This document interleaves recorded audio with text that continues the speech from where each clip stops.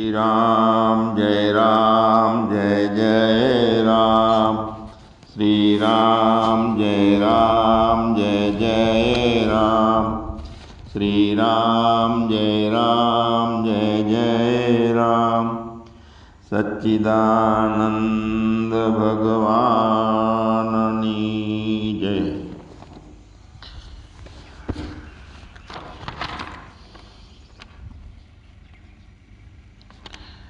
આજે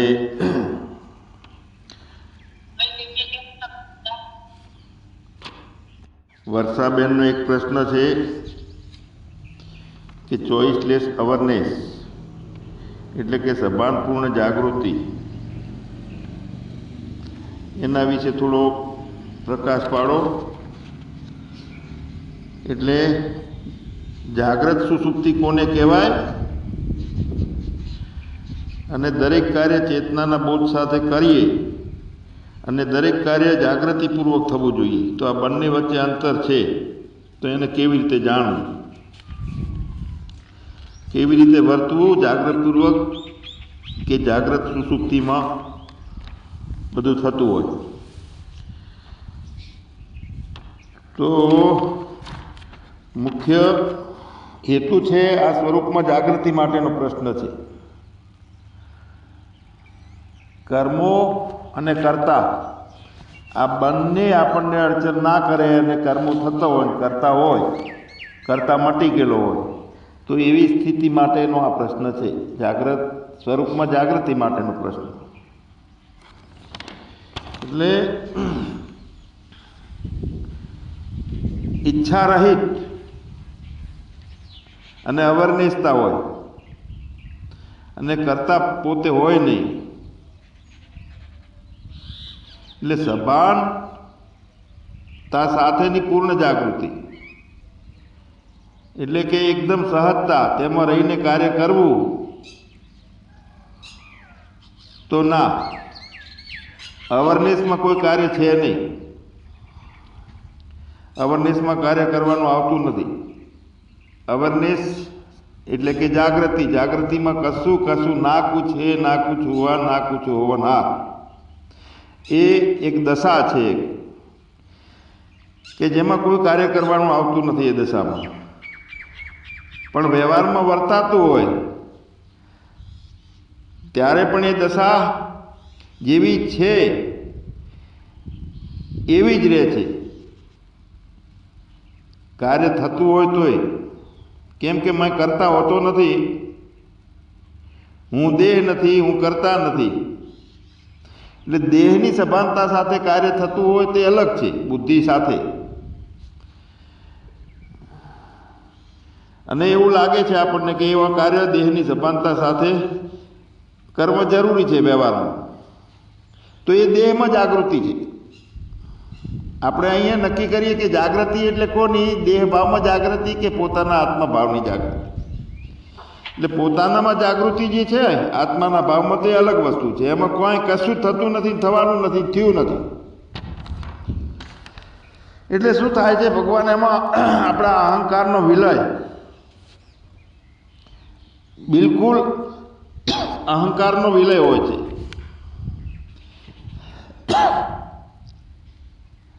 તો અહંકારના વિલય સાથે આસક્તિ અદ્રશ્ય થઈ જાય છે. કર્મો છે અને કર્મો કરું છું એ આસક્તિ છે, એમાં અહંકાર છે. તો આવી એક દશા છે કે જેમાં કશું જ પોતાનાથી નોખું નથી, પોતાના સિવાય બીજું નથી અને પોતાનાથી નોખું નથી. ને જેટલું પોતાના સિવાયનું છે એ ગૌણ છે અને પોતે મુખ્ય રહે છે. આવી આ દશા છે. બીજું બધું પ્રતીતિમાં હોય. જેમ અત્યારે જાગૃતિ છે, તો રાત્રે સપનું આવ્યું હતું તો અત્યારે સપનું નથી, અત્યારે બુદ્ધિની જાગૃતિ છે, જાગ્રત અવસ્થા છે દેહની, તો તેમાં સપનાની અવસ્થા નથી. હવે જાગેલામાં જાગેલો એટલે પરથી ખસ સ્વમાં વસ, પોતાનામાં જાગી ગયા, ત્રીજી આંખ ખુલી ગઈ છે જ્ઞાનની, તો એમાં જાગ્રત અવસ્થા નથી. એટલે સ્વપ્નની સુષુપ્તિ જગતની સુષુપ્તિ, કાર્યોની સુષુપ્તિ, કર્તાની સુષુપ્તિ અને પોતાની જાગૃતિ. જાગ્રતમાં સુષુપ્તિ એટલે જાગ્રત એ પોતે આત્મા તરીકે જાગ્રત, અને એમાં બીજું બધું સુષુપ્ત થઈ જાય, બધું જામી જાય, બધું લય પામી જાય, તો તે જાગ્રતમાં સુષુપ્તિ કહેવાય. એને તો કાર્ય ચેતનાના બોધ સાથે, પણ દરેક કાર્ય અને કર્તાની સુષુપ્તિ હોય એમાં. હવે અહીંયા થાય છે શું આપણું કે કાર્ય બોધ સાથે થતું હોય, પણ કાર્ય છે અને કરતા છું કરવું જરૂરી છે, તો એ તો દેહના ભાવની વાત છે. તો કાર્ય ચેતનાના બોધ સાથે ખરું, પણ દરેક કાર્ય અને દરેક કર્તાની એમાં સુષુપ્તિ હોય છે. કેવી રીતે વર્તવું? તો જાગૃતિમાં પોતાની અને જગતની સુષુપ્તિ હોય. પોતાની આત્માની જાગૃતિમાં પોતાના હુંની સુષુપ્તિ, અહંકારની સુષુપ્તિ હોય અને જગતની સુષુપ્તિ હોય. એટલે શું થયું કે ના કુછ હૈ ના કુછ હુઆ ના હોવનહાર, એટલે કે મેરે અપને સિવા કુછ નાહી. જો અહંકાર છે તો કાર્ય અને અહંકાર સૂતો છે. તો જો અહંકાર છે તો કાર્ય, અને અહંકાર સૂતેલો છે તો કાર્ય, બંને પોતાની નોખી નોખી સ્થિતિ છે. અહંકાર નથી તો કાર્ય, અને અહંકાર છે તો કાર્ય. અહંકાર નથી તો ત્યાં કરતા નથી, અહંકાર છે તો તેમાં કરતા છે. તો એ બંને પોતાની અલગ સ્થિતિ છે. એક તો અજ્ઞાનની સ્થિતિ છે અને એક જ્ઞાનની છે, અને એક જ્ઞાન અજ્ઞાન મિશ્રની સ્થિતિ છે. ઘડીક જ્ઞાન ને ઘડીક અજ્ઞાન, એમાં વિવેકની ખામી પડે. અજ્ઞાન છે એ જ્ઞાનમાં પહી જાય, બીજું દેખાવા લાગે પોતાના સિવાયનું. તે જ્ઞાન અને અજ્ઞાન બુદ્ધિમાં બોધ હોય તો બીજું પહેરી જાય, પણ પોતાનામાં આત્મા તરીકેની પોતાની જાગૃતિ હોય તો એમાં બીજું કાંઈ છે નહીં, બધું સહજમાં હોય છે. તો આવી પોતાની એક જ્ઞાનની પણ એક અવસ્થા છે, એક અજ્ઞાનની અવસ્થા છે. તો જ્યાં સુધી અહંકારની સુષુપ્તિ નથી ત્યાં સુધી આસક્તિ સાથે, મતલબ કે અહંકાર સાથે કાર્ય થાય છે. અને એ મોટી મોટી આંટી છે. એ આંટી એ ભ્રમણાને ભાગ્યા વિના રે લખ 84 નહીં મટે. લખ 84 છે એ જ ભ્રમણા છે, મટાડવું છે એ ભ્રમણા છે. એટલે આંટી કઈ છે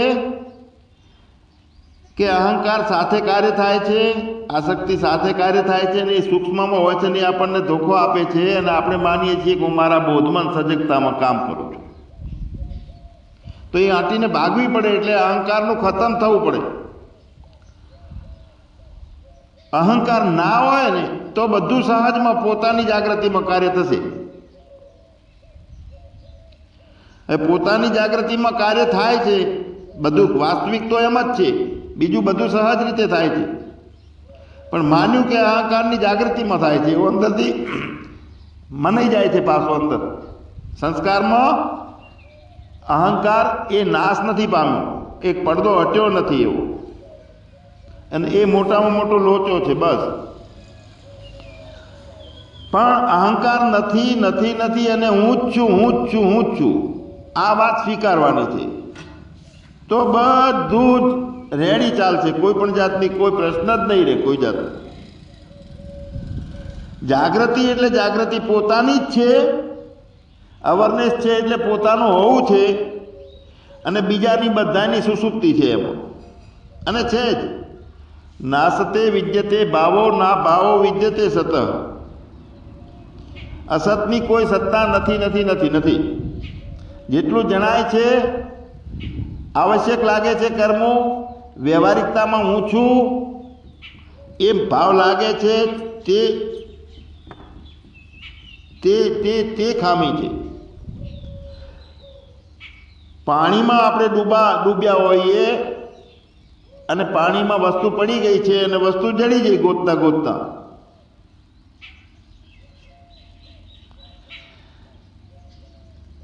તો પછી એ વખતે કહી શકાશે કે મને વસ્તુ જડી છે? આ ઉદાહરણ છે. અંદર તો મન બુદ્ધિ ચાલશે કે હા મને જડી ગઈ છે, આનંદ મળે છે, પણ અહીંયા મન બુદ્ધિ એ નથી, પોતાના આત્મામાં ડૂબેલા આપણે છીએ, સતત આત્મામાં રહીએ છીએ. તો આત્મામાં ડૂબેલો હું તે કર્મો કે કરતા જેવું એને કશું નથી રહેતું ભગવાન.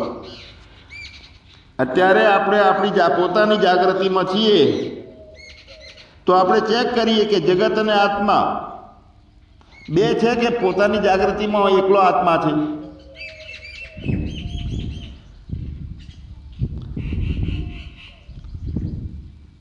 તો પણ આ જગત છે એમ દેખાય છે, એનું શું કરવું?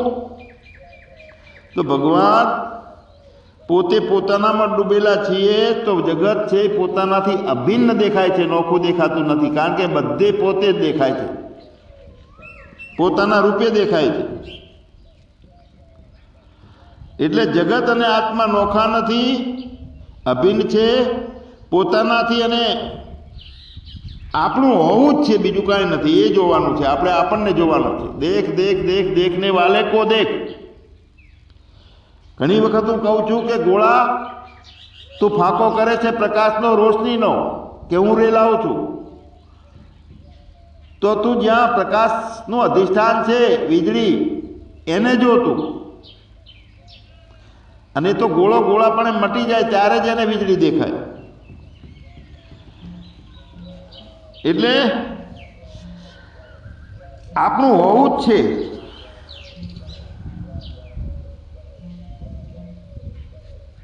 ભગવાન આત્મામાં ડૂબેલા ને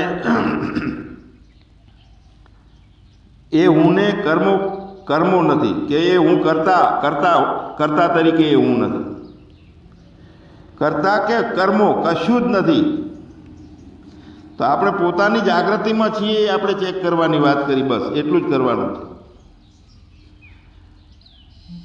એટલે જો જોઈએ આપણે પોતાને, સતત જોતા રહીએ, અને જેમ છે એમ ના હોય તો પછી અવ્યક્ત રૂપે વાસનાઓ સુષુપ્તિની અંદર રહેલી હોય છે. આપણે સૂક્ષ્મ વાસનાઓ કારણ દેહમાં બીજ તરીકે રહેલી છે. હું ઊભો રહેલો છે અંદર. ઉપર જાગ્રતમાં બુદ્ધિમાંથી હું નીકળી ગયો, પણ સંસ્કારમાં હું રહી ગયેલો છે, અહંકાર. તો એ પ્રમાણે જાગ્રતમાં પણ છે. તો જાગ્રતમાં સુષુપ્તિ નથી.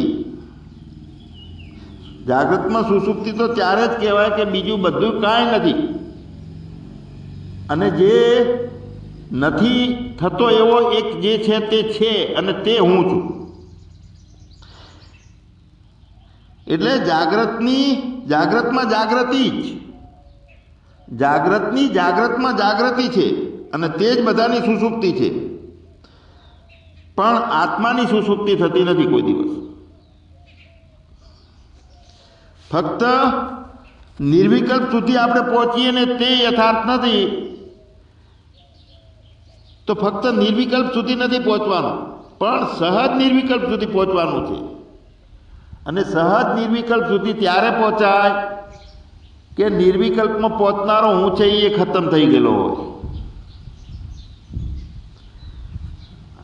અને એ હું છે એ જગતને જોવે છે, અનેક રૂપે, કાર્ય રૂપે જોવે છે, કર્તા રૂપે જોવે છે, બીજા રૂપે જોવે છે. તો સહજ નિર્વિકલ્પમાં અહંકાર નામનો હું છે એ રહેતો નથી, એટલે બીજું કાંઈ રહેતું નથી. એટલે ના કુછ હે ના કુછ હુઆ ના હોનહાર એવું આપણને સમજાય છે. બધું જ સહજ, બધું જ નિર્વિકલ્પ, પણ પોતે તો છે જ, અને પોતાનો લય નથી ક્યાંય. બુદ્ધિ સાથેના અંતઃકરણનો, અવિદ્યા સાથેના અહંકારનો, જીવ ભાવનો લય થાય છે. તો બે હું હતા, દેખાતા હતા, લાગતા હતા, એક હુંને હું જાણતો નથી, બીજો હું છે એ કરતા બને છે, કર્મો દેખાય છે એને. તો એ જે જાગ્રતનો જોઈ જોઈને સાંભળી સાંભળીને બની બનીને જે બેઠેલો હું છે એનો લય થઈ જાય છે, સત્યમાં અસત્યનો લય થઈ જાય છે. કેવી રીતે થાય છે? તો અસત્ય છે જ નહીં અને સત્યનો એક સદોદિત અડોલ તેલ ધારવત ભાવ બને છે, પોતાની દશા બને છે. એટલે જાગ્રતમાં બધું રહેવા છતાં સાક્ષાત્કાર જે છે એ મુખ્ય રહે છે. બધું ગૌણ હોય તો આવી આનંદમય અવસ્થામાં વિક્ષેપ વગરના જગતની ઘટનાઓ આપણે જોઈ શકતા હોઈએ. આનંદમય જગત એટલે તેલ ધારવત પોતાનું હોવું, જે ચિત્તવૃત્તિઓનો લાડવો થઈ ગયેલો છે અને બીજું કાંઈ દેખાતું નથી. મતલબ કે જગતને જગત તરીકે જોઈએ તો એ વિક્ષેપ છે.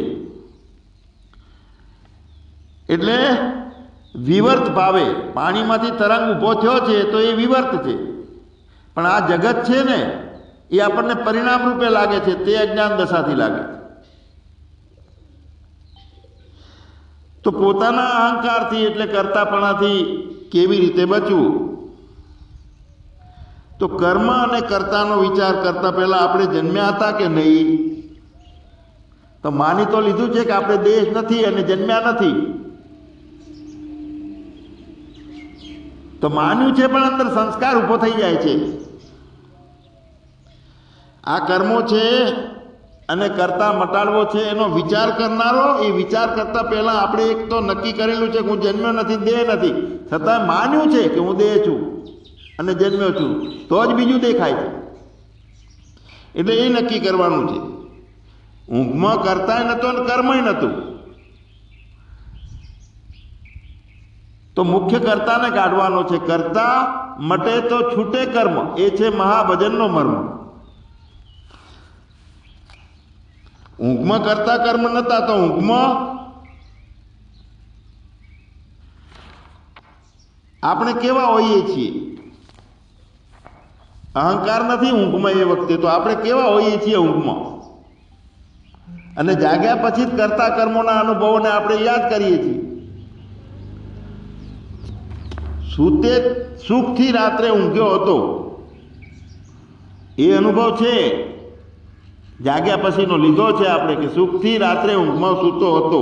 તો કર્મ અને કર્તા ત્યાં ક્યાં હતા? અને છતાં એક પ્રશ્ન રહે છે કે અકર્તા છતાં કરતા તે કેવી રીતે અનુભવવું? તો આપણે જાગ્રતના અંતઃકરણનો ઉપયોગ કરવાથી ટેવાઈ ગયેલા છીએ રોજ, અને જાગ્રતને થોડુંક વધારે સાચું માનીએ છીએ. સુસુપ્તિમાં હોય એના કરતાં, સપનામાં હોય એના કરતાં.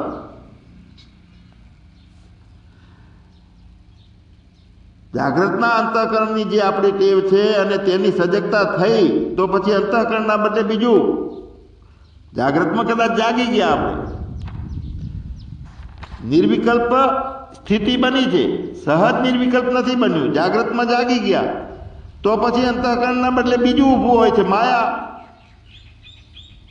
માયા એટલે પોતાનો અધ્યાસ થયેલો બીજ અવ્યક્ત અવ્યાકૃત રૂપે પોતાનામાં બીજાત્મક ભૂમિકા રહે છે. બીજ સૂક્ષ્મના રૂપમાં રહે છે. સૂક્ષ્મમાં બીજ છે એ બળીને ખતમ થવું જોઈએ. એટલે એક અંતઃકરણ ને બીજું માયાકરણ રહ્યું.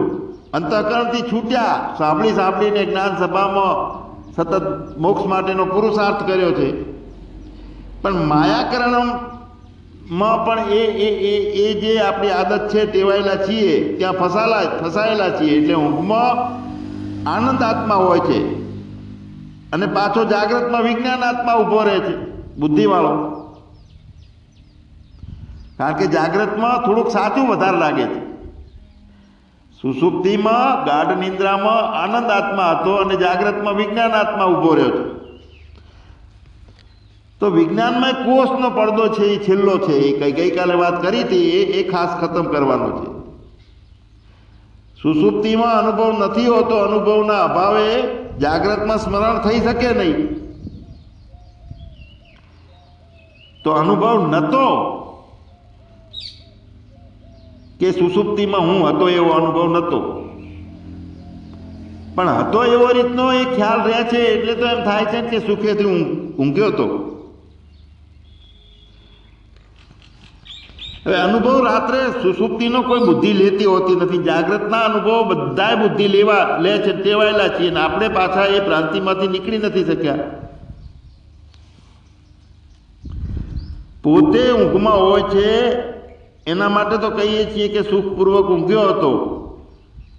હમણાં વાત કરી ઉદાહરણ કે વસ્તુ મેળવવા જો પાણીમાં ડૂબેલા હોઈએ તો વસ્તુ મળે તો પાણીમાંથી બહાર નીકળીને કહી શકીએ કે વસ્તુ મને મળી હતી. તો હવે અહીં આત્મામાં રહેવું તે જાગૃતિ, અને તેમાં રહીને દેહ, મન, બુદ્ધિ, કર્મો આ બધું જે થાય છે, કરે છે, અનુભવાય છે તે બધું જ ખાલી પ્રતીતિ માત્ર છે. જોતા રહેવું બધું જ જડ છે. એટલે આપણે ઘણી વખત કહીએ છીએ કે 1 + 1 = 0, 1 - 1 = 0, 1 × 1 = 0, 1/1 = 0. મતલબ કે 0 0 0 0 0. કોનામાં? અહંકારમાં 0 બધું. એકમ નિત્યમ તે જાગૃતિ, અને બીજા બધાની સુષુપ્તિ. પણ મારે તો ઊંઘમાં કર્મો કરતા નથી, પણ અત્યારે છે તો શું કરવું? આવો પ્રશ્ન રહે છે.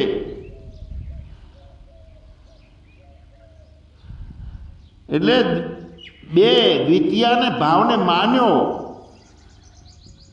દ્વિતીય ભાવ છે એટલે કર્મ છે. એટલે બીજું માન્યું તો કર્મ અને કરતા છે. બીજું પોતાના સિવાય કાંઈ માન્યું તો બીજું કાંઈ છે જ નહીં. શરીર, ઇન્દ્રિયો, મન, જગત, ઈશ્વર, કરતા, કર્મો, ભોગો બધું જ દેખાય છે. ખાલું દેખાવાવાળી વસ્તુ છે. ઈશ્વર પણ એમાં આવી ગયો. કરતા, કર્મો, શરીર, ઇન્દ્રિયો, મન આ બધું ભોગો, આનંદ આ બધું દેખાય છે. તો દેખાય છે તો તેને શા માટે જોવાનું થાય? દેખને વાલે કો દેખ. એના ઠેકાણે એ હોઈ શકે. હું ઘણી વખત કહું છું કે એક સાપ જે નીકળ્યો છે એની પાછળ મોર વાહે દોડે છે સાપને પકડવા માટે. સાપ એને જીવને બચાવવા માટે બહુ ગતિથી દોડે છે. મોર એનાથી વધારે ગતિથી ઝડપ મારવા જાય છે. અને આપણે ખુરશી ઢાળીને બેઠેલા છીએ અને આપણી સામે આવું થાય છે તો આપણે શું કરવાનું? તો આપણે કાંઈ નહીં કરવાનું. કેમ કે આપણે આત્મા છીએ ને કરતા નથી. આપણે આત્મા છીએ, કદીએ કરતા નથી. કર્મો મારા નથી, અંતઃકરણ મારું નથી. ફક્ત આત્મા જ છે, એ મારો છે તે હું જ છું. તો દેહના ભાવમાં દેહનું કામ જે ગુણઃ ગુણેષુ વર્તન્તે એ થાય જાય છે બધું. ના પણ એવું બધું એવી રીતનું જોવું કે હું કરતા નથી અને બીજું બધું ખોટું છે એવું જોવું એ અનિવાર્ય લાગે છે. મને બરોબર ફીટ બેસતું નથી મગજમાં આવા. તો એ બીજું જોવાનું નથી. જે છે એ ભલે જોવાનું છે પણ બીજા તરીકે જોવાનું નથી. એ બધું તો આપણે જ છીએ પોતે. એટલે સહજ નિર્વિકલ્પ સમાધિ ત્યાં આવે. બીજા તરીકે બીજાને જોવાનું નથી. બધું જ છે અને બીજું બધું નથી એવું જોવું અનિવાર્ય લાગે છે, પણ આપણા રૂપે જ છે. જેવી રીતે આ શરીર છે તો એની અંદર અનાજ છે. શરીરના બદલે અનાજ હોઈ શકે કે નહીં? વીંટીના બદલે સોનું હોઈ શકે કે નહીં? એ પાણી છે, પાણી ઉપર ચડે છે, વાદળું બને છે, વરસાદ થઈને નીચે આવે છે, એને પૃથ્વી પકડે છે, એમાંથી પાછું બીજ આવે છે, એ બીજમાંથી પાછું શરીર બને છે, એમાંથી લોહી બને છે, એમાંથી મૂત્ર બને છે, વળી પાછું એ પૃથ્વીમાં જાય છે. બધું ચક્ર ચાલે છે. એકનું એક, બીજું કાંઈ નથી. જોતા આવડવું જોઈએ કે આ વરસાદ જાય રહ્યો છે એની અંદર ઘઉંનો દાણો છે. આ વાદળું ઉપર જામેલું છે એમાં ઘઉંનો દાણો પડ્યો છે. આ વડનો ટેટો છે એની અંદર આખો વડ પડેલો છે. તો એ બીજું જોવાનું નથી કાંઈ. એ બધું તો આપણે જ છીએ. જે જોવો છો તે તમે જ છો. પણ મારા માટે તો એવું એ જે છે એવું જ લાગે છે, તો શું કરવું? તો એમ જે જોવો છો માટે તે રહેવાનું, નડવાનું. તો મારે જાગ્રત અવસ્થામાં હવે શું કરવાનું છે? તો જાગ્રત અવસ્થામાં આત્મા બનો અને બીજું બન્યા છીએ મટો. ભરેલું છે એ ખાલી કરો. જાગ્રતની ભૂમિકાનું પાગર કરવાના બદલે ઓગળવાનું થાય અને આપણે પોતે આત્મા બનીએ. જાગ્રતમાં સતત બનીએ, જાગ્રતમાં વધારે સજગતાથી આત્મા બનીએ. આત્મા બનવાનો, આત્માને જોવાનો, આત્મા રૂપે જોવાનો. બધોય આત્મા, બધું આત્મા રૂપે આત્મા, બધે આત્મા. તો આ ટેવ જે છે ને બીજું જોવાની પડી ગઈ છે ને, એ ટેવના બદલે આત્મા જોવાની ટેવ ચાલુ કરવાની. જો આત્માને જ જોવો છે, બધું પોતાના સ્વરૂપે જોવું છે, તો સહજ સમાધિ છે અને એવી જોવાની આપણી દ્રષ્ટિ રાખીએ તો અનાત્મા તરફ દ્રષ્ટિ જશે જ નહીં. તો એ રીતે આ યોગ કર્મસુ કૌશલમ છે આ વાત છે. એટલે પરિણામની ચિંતા નથી અને કર્મો કરવા કરતા છે નહીં, અને કર્મ ઈશ્વરને અર્પણ કરી દેવાના. પરિણામની ચિંતા નથી, કર્મો કરવાના કરતા છે નહીં, અને કર્મ ઈશ્વરને અર્પણ કરી દેવાનું. એનું નામ કુશળતા. અને તે મેળવવા માટે સમત્વ યોગની વાત કરી છે ગીતામાં. એટલે વિવિધતામાં એકતા. બધું એક રૂપે છે. એક છે તે જ અનેક બન્યો છે, અનેકને લાવો એકમાં. વિશ્વ અનેક રૂપે દેખાય છે તો ત્યાં બધા પદાર્થોમાં સમાન તત્વને જોવાનું. એટલે વિવર્ત રૂપે જોવાનું, પરિણામ રૂપે જોવાનું નથી. દ્વંદ્વો બધા છે એમાં સમત્વ જે છે એ સ્વાભાવિક રૂપે તત્વ રૂપે રહેલું છે, પણ એ જોવાનો નજરિયો જે આપણો છે, એવો દ્રષ્ટિકોણ આપણો બનવો જોઈએ કે બીજું કંઈ જોવું જ નથી. એટલે દ્રષ્ટા એક જ છે. જો દ્રષ્ટામાં ગડબડ છે તો અનેકતા દેખાય છે. અનેક દ્રષ્ટાઓ દેખાય છે તો અનેકતા દેખાશે. હું નોખો, બીજો નોખો, ત્રીજો નોખો, તો અનેક દ્રષ્ટાઓ થઈ ગયા. દ્રષ્ટા એક છે, જ્ઞાન એક છે. દ્રષ્ટામાં ગડબડ હોય તો અનેકતા દેખાય, પણ દ્રષ્ટા આત્મા છે તો એમાં કોઈ ફેરફાર થતો નથી, અવિકારી છે, વધતો નથી, ઘટતો નથી, જન્મતો નથી.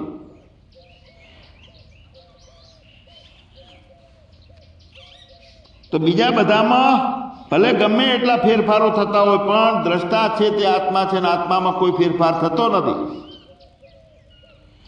અને બીજા બધામાં ફેરફારો દેખાય છે તો એ દ્રષ્ટા બદલાઈ ગયેલો દ્રષ્ટા, વ્યક્તિગત દ્રષ્ટા બની ગયો.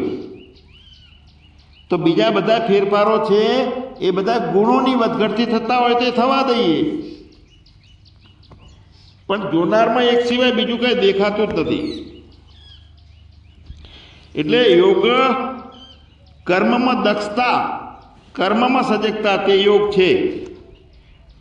અને સમત્વતા છે એને યોગ કહેવાય છે, એ પણ યોગ છે. તો ભગવાને એટલા માટે તો ગીતામાં કહેવું પડ્યું છે કે મામેકમ શરણમ વ્રજ, એક જ મારા શરણે આવ, મારો જ સ્વીકાર કર, બીજું બધું ભોગ છે. એકમ મેવાવદિત્યમ, બીજો કોઈ, કેવળ એક છે, બીજો કોઈ નથી. તો આ પોતાના સ્વરૂપ માટે કરીને અલગ અલગ શબ્દો છે. કર્મ, યોગ, ભક્તિ, જ્ઞાન, આ બધાય નો અર્થ એક જ એમાંથી ઊભો થાય છે કે બધામાં એકમાત્ર સત્યને અલગ અલગ અલગ જાતે અલગ અલગ પાસાઓથી રજૂ કરાયેલું છે, પણ એક જ સત્ય છે. અને એવું આજી દઉં આંખમાં અંજન દેખાય બધે કૃષ્ણ કનૈયો, હાથી મેં તું મોટો, કીડી મેં તું છોટો, મહાવત બનકર માથે બેઠો, આંકણવાળો તું કો તું. તો એમાં એક જ દેખાતો હોય તો હાંકવાવાળો નાનો મોટો એ કંઈ રહેતું જ નથી. પછી આનંદ આવે. જે ક્રિયાઓ જોઈએ, જેની જે કોઈ અહંકારમાં કરતા હોય, જ્ઞાનમાં કરતા હોય, તો જોવાનો આનંદ ચાલુ થઈ જાય. હવે આવી પરિસ્થિતિ નિર્માણ કરવી છે તો એના માટે શું કોઈની કૃપાની જરૂર છે? તો આ દિવ્ય કૃપાની જરૂર છે. દિવ્ય કૃપા પ્રાપ્ત કરવી પડે એમાં. અને તે દિવ્ય પ્રકાશથી દિવ્ય કૃપા પ્રાપ્ત થાય, એટલે કે આત્મા સમર્પણથી અહંકાર પોતે સમર્પણ કરી લે અને બધે એકનો એક જોવા લાગે, એક જ બનનારો છે એવું જોવા લાગે. તો સમર્પણ તો અમે કર્યું છે, 10-10 વર્ષથી કરેલું છે, સારું જ્ઞાન સભામાં સાંભળીએ છીએ, તો કેમ આવા કૃપાનો અનુભવ થતો નથી? તો એમાં શુદ્ધ ભાવ નથી, શુદ્ધ શ્રદ્ધા નથી. આત્મસમર્પણ છે એ અર્થોવાળું, બુદ્ધિના અર્થવાળું કે શરતી ના આવવું જોઈએ. આત્માને સમર્પણ કરવાનું છે ને ત્યાં બુદ્ધિ છે જ નહીં, તર્કો બધા બુદ્ધિમાં આવે છે. એટલે પ્રાર્થનાનો મતલબ એ આ થાય છે કે જ્યાં શબ્દો નથી ને અર્થો નથી. એ જ અર્થ છે સમાધિનો, કે જ્યાં શબ્દો નથી, અર્થ નથી, પોતાના સિવાય કાંઈ નથી. તો એ પોતાના હૃદયની અંદર જે આ સાક્ષાત પ્રાગટ્ય થાય છે. કેમ કે ભગવાને પણ કીધું છે કે સર્વસ્ય ચાહમ હૃદય સન્નિવિષ્ટો, હું બધાના હૃદયમાં રહેલો છું. તો હૃદયમાંથી પ્રગટ થાય છે. ત્યારે ચેતના શુદ્ધ હોય ત્યારે એમાં પ્રકાશ થાય છે ચેતનામાં, અને જેવો ચેતના પ્રકાશ ઝીલે છે એવી ચેતના ખતમ થાય છે, ત્યાં એક રૂપે સાક્ષાત બની જાય છે, પરમાત્મા રૂપે. એટલે હૃદયમાંથી ઉદ્ભવે છે આવું, અને જેટલું જેટલું ઉદ્ભવ્યું છે એ બધું વિલીન થવું જોઈએ હૃદયમાં. તો એક પ્રાર્થના છે, એ પણ કૃપા છે.